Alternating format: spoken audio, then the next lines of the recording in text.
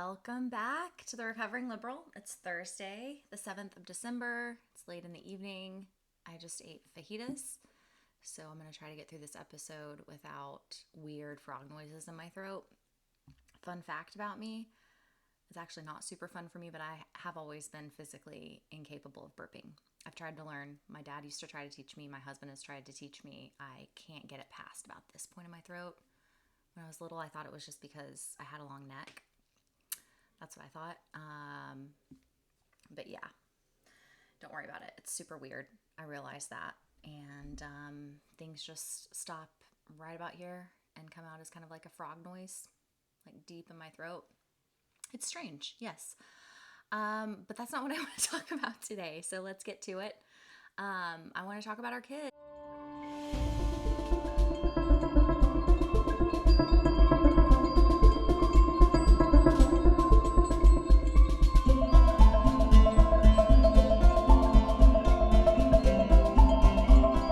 I saw simultaneously kind of two things happening in rapid succession today. One was a notification I got from a Substack I follow by journalist Alex Berenson. He talks a lot about COVID and COVID-related policies, the vaccine, a lot of different things. Okay, the beautiful thing about what I'm going to tell you has nothing to do with vaccine efficacy or safety. Therefore, I shouldn't have to have a disclaimer, but just in the interest of not getting another strike on YouTube specifically, I'm going to say vaccines are fantastic. They're safe and effective per the CDC, so they're awesome. And everybody should get one, or 5, even better. The more the merrier. Okay, but this story, it's heartbreaking, especially if you're a parent, so I'll warn you of that. But it's the interesting thing to me, and an observation I had that I also want to get into is when I posted it on my Instagram and Facebook, I got a comment from a friend essentially asking he was like, where's the source on this? Because this seems exaggerated. Leading me to believe that what he was saying was like, this doesn't look real. Which reminded me again of I take for granted sometimes the fact that the more you know about this stuff, the easier it is to forget that a lot of people don't and that people still have in their mind, if I don't see it on a major news outlet, it's probably not happening. So just as a quick reminder, these things and worse are happening regularly, and please divorce yourself from the idea that if you're not hearing it on one of the big 6 media's a million syndicate stations, or outlets, doesn't mean it's not happening. And I take that for granted. But it was also reassuring to hear, my friends say almost like, this sounds unbelievable, as in this is shocking, because it is. And so if you're just waking up, I want to officially say to you, to encourage you actually, so bear with me, it's much worse than you think. Because if you're just waking up, you likely have had that similar perception about media. Go listen to my last episode about media and you'll hear my thoughts on that. But also it applies to social media. There's a whole slew of things that just we can't say on social media. And therefore, we can only kind of post about tip of the iceberg things. And even that gets, the COVID-19 disclaimer sometimes completely banned or at least shadow banned on those platforms and deprioritized in the algorithm.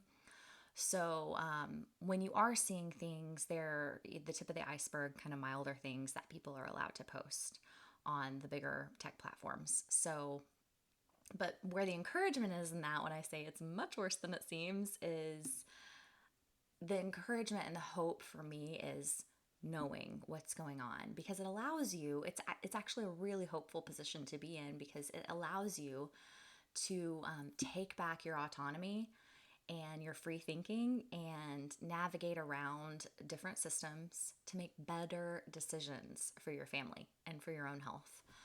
So there's my encouragement, is yes, it's much worse than you think, but there's a lot of hope in knowing those things, because it ultimately enables you to do things you couldn't do before because you didn't know. Know better, do better. That's the whole gist of that. But the story that I posted, that I saw from a notification from Alex Berenson Substack was of a 14-year-old girl. So a quick backstory is this girl is from the Ukraine. She was brought here in 2018. She had 2 adoptive families that relinquished her. She has a chronic condition, from my understanding. I think it's autoimmune. I forget the name of it, but her kidneys are failing as well as her eyes. She is going to need a kidney transplant ASAP. And she was denied the transplant by the University of, by Duke University's hospital and transplant team because she does not have the COVID vaccine. Denied a transplant. And this isn't the only time this happened. This recently happened right here in my backyard at Vanderbilt University. A 7-month-old baby was denied a heart transplant there because the parents didn't vaccinate them for COVID, along with a few other vaccines. So this 14-year-old case, by the way, in that Vanderbilt case, Vanderbilt was sued and the family won. In this case of this 14-year-old, it is specifically honed in on because they are not giving their 14-year-old daughter the COVID vaccine. They believe the risks far outweigh the benefits. That's their personal decision. And they're probably seeing some similar things that I'm seeing, and maybe you're seeing if you're watching this, or hearing about and thinking are conspiracies as you're watching this. And there's if you look at, I'm going to post a link in the show notes, but the original kind of publication of this, they actually posted the 15-minute phone call between the parents and the transplant team, a representative from the transplant team explaining to them how, we can't require you to get the vaccine, but we can deny you on that basis. And the family had a few pushbacks. They were like, their daughter had COVID and recovered, so therefore has natural immunity. They also said, you've given this transplant to unvaccinated children in the past. And they said, and the Duke University transplant team rep said, they admitted none of our patients, our unvaccinated patients, have proceeded to die from COVID or get severely ill after their transplant, but still, we're not doing it unless you vaccinate against COVID. So they even admitted that fact. And they said regarding the fact that they have given the transplant to unvaccinated, COVID unvaccinated specifically, patients prior, they said that was before, listen to this, that was before the CDC added the COVID vaccine to the childhood immunization schedule. So for all of you people, and I have zero anger or rage as I say this, I'm just trying to, it's like when you want to shake your best friend because she's like still with the toxic human being of a shithole of a guy. And you just want to shake them because you love them so much. So I'm trying to shake you through the screen because I love you so much. For all of you people thinking that, you people sounds terrible. I love you guys. For everyone who was scoffing at those of us who were concerned about the CDC adding the COVID vaccine to the child immunization schedule because you said schools, those aren't mandates, like schools don't have to follow that. Children are being denied life-saving organ transplants, and you have here the Duke University team citing the CDC's addition of the COVID vaccine to the child immunization schedule as where they're receiving their leg to stand on to deny patients on that basis. So those CDC recommendations do matter. They certainly matter to the family of this 14-year-old girl. So she's being denied.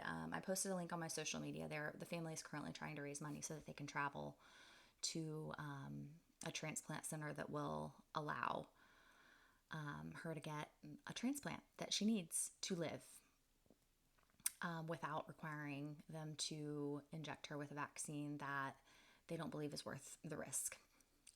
So that's that story. Sounds a bit unbelievable, but it's true. And I don't know how often it's happening, where else it's happening, but one is too many in my opinion. So that's happening simultaneously, or I guess in rapid succession, I should say. Right after I saw that, I saw this new article that I want to go through because I'm committed not only to bring, stories and concepts that I find interesting to this podcast, but I also want to bring more understanding around the systems behind this. So I just gave you a little example, like just a little microcosm of an example where this Duke University transplant team is saying because the CDC added it to the childhood recommendation schedule, we have made it a requirement to give you a life-saving organ transplant to your child. I want to get more into, while we're on the topic of pediatrics, this article was posted by Common Sense. It's called The Hijacking of Pediatric Medicine. It's a really great op-ed. And they go into kind of the history of the AAP. So here is just yet one other organization, a standard setting organization, where my goal here is to shatter the illusion that the American Academy of Pediatrics is, I hear that and I think it must be like a think tank of pediatricians from all, treating a broad spectrum of children across America, kind of coming together and limiting their expertise. So I'm here to shatter those illusions for you and tell you what the AAP is and how it actually works, particularly in recent years throughout the COVID pandemic. So they were originally started back in the 1930s as kind of an offshoot of the American Medical Association. They boast about 67,000 members around the U.S., and they are, quote, dedicated to the health of all children. So this first section that I want to talk about really quickly, just to help you provide context around the AAP, they call this section Political Science over True Science. So as a quick example, in June 2020, when there was, we thought this pandemic is going to lag on forever, it's supposed to be however many days to flatten the curve, and here we are in June 2020 still dealing with this thing. It was kind of a bleak outlook. The American Academy of Pediatrics took a stance against school closures. Here's what they said specifically. They said the importance of in-person learning is well documented, and there's already evidence of the negative impacts on children because of school closures in the spring of 2020. And they said this in a statement, and they listed a litany of kind of side effects from that. So learning loss, food insecurity, isolation, depression, physical and sexual abuse, substance abuse, suicidal ideation that could result from prolonged shutdowns. All policy considerations for the coming school year should start with a goal of having students physically present in school. So they issued that statement in June of 2020, and it took them about a month to change that stance. And here's what happened in between. On July 6th, President Trump tweeted, "Schools must open in the fall," all caps. I do a terrible Trump impression, I'm sorry. So 4 days later, after Trump and people like Mike Pence and Betsy DeVos were citing the AAP in the course of trying to pressure local officials to reopen schools, the AAP did a little takesies backsies. So they issued a follow-up statement, and this time it was co-authored with the teachers' unions, and they suggested that in-person schooling would be impossible without substantial new investments from the federal government. Meanwhile, European children are returning to school, but the AAP didn't seem to care that they were out of sync with the rest of the world. They were more interested, it seems, in being more in line with the demands of anti-Trump partisans. And one pediatrician who was interviewed for this article, one of the dozens, some in leadership positions at the AAP, by the way, and some former members, this person said the AAP cared much more about political science than true science. So then when schools finally did begin to reopen, first in red states, AAP advised that every child, including toddlers, should remain masked for the duration of the day, despite the fact that the AAP had until then stressed the importance of facial cues for early childhood development. Not only did the AAP recommend masks, it lobbied politicians to require them. And there's an example. I will link this article so you can read these examples for yourself that I'm skipping over. There's an example of them pressuring policymakers in Colorado. These moves started, this is when hairs were starting to be raised by many rank and file pediatricians, several of them contacting AAP leaders with their concerns about their COVID recommendations. So the normal pediatricians who were treating a broad spectrum of kids across the country saying, what, WTF with these policies, And with the pushback specifically, this really hinders speech and socialization for the child care and preschool set, specifically around masks in this case. And they were just stonewalled. So, and as recently as August 2022, the AAP tweeted, "There is no evidence that masks can harm childhood language development." But prior to the pandemic, when that statement, when political expedience didn't matter as much to the AAP, prior to the pandemic, the AAP itself had argued that seeing faces is critical for early childhood development. This sounds like a pretty no-brainer concept, but still, according to a book published by the AAP in 2018, visually impaired children are slower to acquire adjectives and verbs than their sighted peers, and at younger ages are less likely to smile because smiling is learned by seeing others smile. Findings that raise obvious concerns about masks in schools. In August 2022, however, the AAP tweeted that visually impaired children develop speech and language at the same rate as their peers. So the AAP is all over the place. Their guidance, driven by, formerly, I should say, driven by clinical research, is now kind of tossed out the window in the interest of being on the right side of politics. So it would seem to me. Another AAP publication, this one's been available since 2013, emphasized the link between FaceTime and emotional health, only for that document to disappear from the AAP's website during the pandemic. An AAP spokesperson said it's because of they said it's going to be republished on a new platform soon. It never was.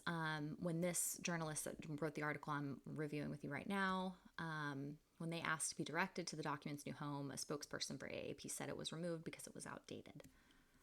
Okay. Seeing a trend here. Don't know about you. They have also been exceptionally aggressive in its promotion of COVID-19 boosters for children, which have at this point been linked to myocarditis, especially in young men. The link is strong enough and the risk of pediatric COVID low enough that most European countries did not offer a healthy adolescent a third shot, let alone a fourth. A few countries stopped vaccinating healthy children against COVID entirely.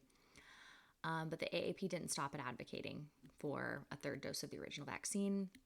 In September, it recommended that every child 12 and older additionally receive the bivalent COVID booster, regardless of whether they also had natural immunity or not. And despite the fact that healthy children rarely become sick. Let's see here. Parents hesitant about the new booster, which, as a reminder, was tested in 8 mice. Super official stuff. They were told they shouldn't be. The AAP's booster recommendations did not include an exemption for children with a history of myocarditis. Because, as the AAP puts it, compared to the potential risks of COVID-19 infection in kids, myocarditis appears to be quite rare. So there's that from the AAP. So what the group doesn't tell the public, they're actually pretty opaque. Again, we have this idea, or I always have, that the AMA, the AAP, the Cancer Society, like all of them, these big medical associations, they are like I said before, like a think tank, their representation of a broad spectrum of expertise. Because within pediatric medicine, you also have, obviously, like tons of different specialists.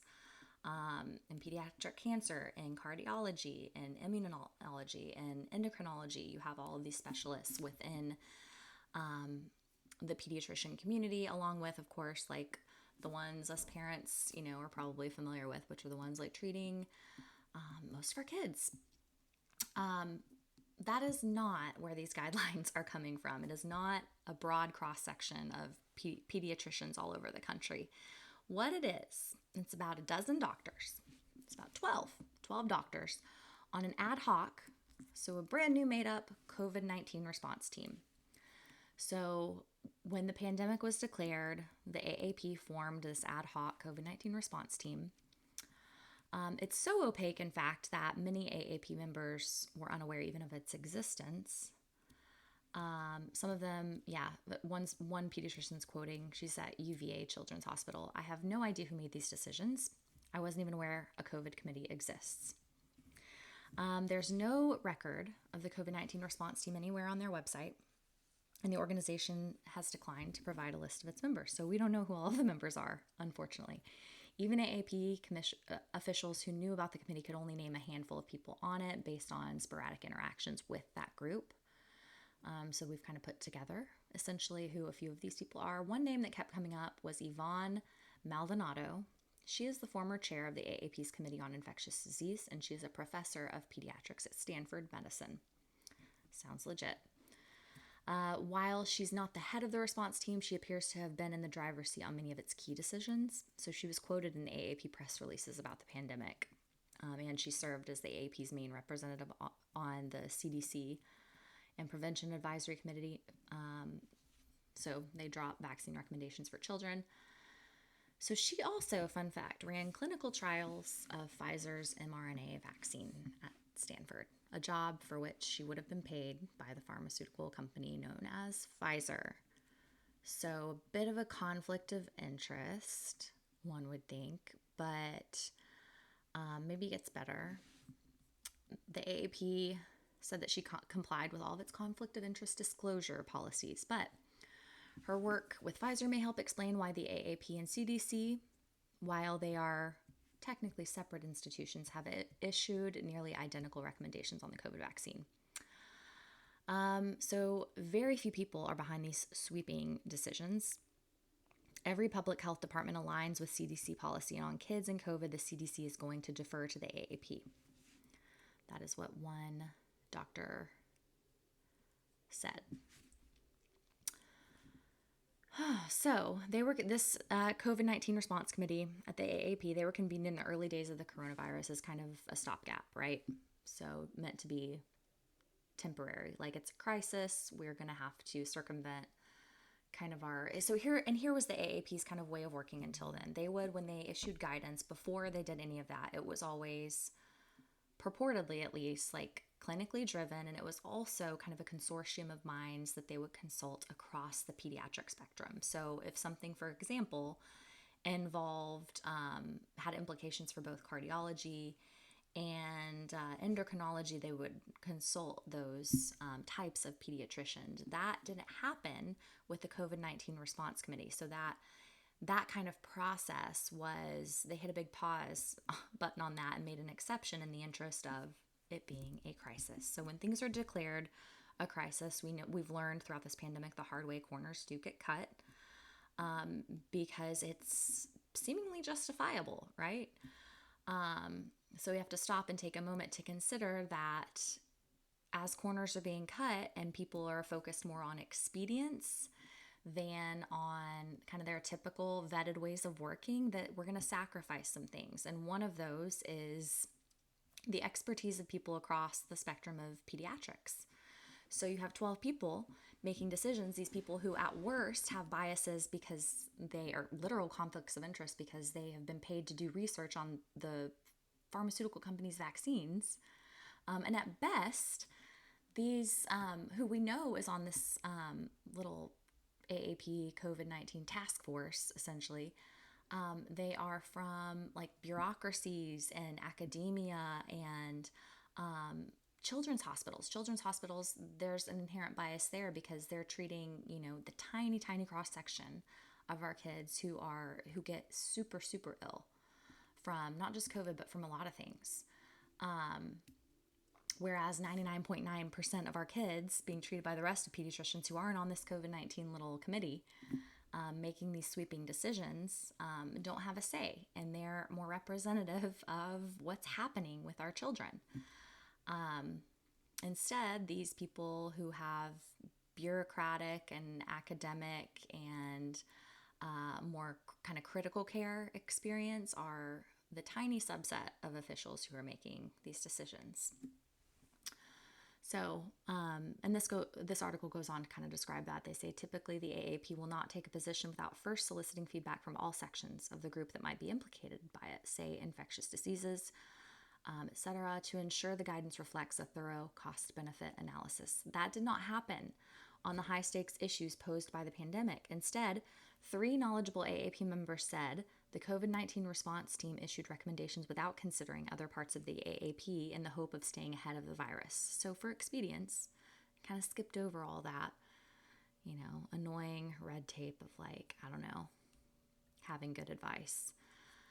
The norms for developing communications and policies are normally very robust, a former AAP official said, but the disaster framework subverted a lot of these norms. So basically, like what I just said, in a much less pithy way. So multiple AAP higher-ups have also said, by the way, including an officer in the cardiology section, which normally reviews all policies related to heart functioning, said that their teams were never even consulted about the group's COVID recommendations, including the recommendations about the vaccine. And this guy says, quote, "At this point, we knew about myocarditis, but they didn't ask for our opinion." Okay. For some doctors, it says the response team's composition was just as concerning as its lack of transparency. Yep. Yeah, talking about how, some of its members, including Maldonado, work in children's hospitals, which by definition see kids who are sicker than average. The result is that bureaucrats crafting COVID policy had a skewed perception of the disease's pediatric risks, while rank and profile pediatricians were seeing the 99.9% of kids who didn't require hospitalization, at least not for this virus. Here's something interesting. One doctor said, and this is a doctor at University Hospital's Rainbow Babies and Children's in Cleveland. That's a mouthful. She said, "Our psych unit was full the entire pandemic. Kids were waiting for beds to open up in the psych unit while there were no kids in the COVID ward." There was also a tendency to focus more on the effects of COVID rather than the consequences of the lockdowns. Primary care physicians see kids gain weight as we try to keep them safe for COVID, said a pediatrician from Denver, Colorado, who left the AAP over its COVID policies. He said some of his pediatric patients, as a reminder, put on more than 30 pounds during the pandemic, but people in medical bureaucracy only saw case counts. So all of these examples, and I'll let you read from there the anecdotes yourself, but as these people are being interviewed, they're all kind of echoing the same thing, which is that we weren't consulted, and we were seeing in our practice some really concerning things that should have been considered, but all these bureaucrats, those 12-ish people on that committee were only seeing case counts. They were seeing through a sole lens of case counts. Mask kids up, it's okay to shut down schools, vaccinate to the moon and back, boost to the moon and back. And no, mind you, what our pediatric cardiologists, what our people at the psych ward, where these children are coming in droves, no matter what any of them say. So the AAP's response, in my view, turned from being about the health of our children to one bottom line, and that is minimizing COVID cases and a shift toward making the way they see medicine through that one singular lens. It goes on to say a lot of pediatricians felt pressured, that they were punished for speaking out. Multiple people were commenting, for example, that I wouldn't have gotten the grants that I needed to be to help my own program, to do the work that they were doing. They were afraid to really speak out. I'm gonna skip over this stuff. And just kind of conclude with this. So the last section, they call it the death of expertise. And this is something I wanted to just mention here in closing because I have had the same thought myself because, and they're quoting here Marty Makary. He's a surgeon and public policy research at Johns Hopkins Medicine. He said that for him, this gets to the credibility of the medical establishment itself. You think? He says the AAP still puts out many important recommendations that parents should follow. If parents start to distrust the AAP because of its politicization, I worry we'll see more pediatric deaths. So this is a good point. There are a ton of parents, I would say people in general, but we're talking about pediatrics, so I would say there are a ton of parents who have lost faith because of this in the entire medical system, and you risk a whole bunch of people throwing out the baby with the bathwater. He goes on to say, that there are some people who like aren't getting any vaccines because they don't trust any vaccines anymore. And I have to tell you guys, like, regardless of where you land, like, those are all personal medical decisions, but regardless of where you land, like, you don't have to be a wholehearted anti-vaxxer to believe that a single vaccine, isn't as safe as you would like or as effective as you would like, and that it doesn't hold to your own personal standards. But this doctor mentions that. He talks about, the reason to trust modern doctors over ancient healers is that more of what we tell you to do is justified by well done studies. But how do we hold that perch when we just make stuff up?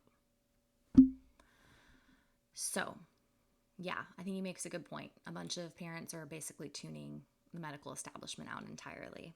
So, I'm going to miss some. There's bound to be some good advice in there, but when you can't trust the establishment that you're talking about,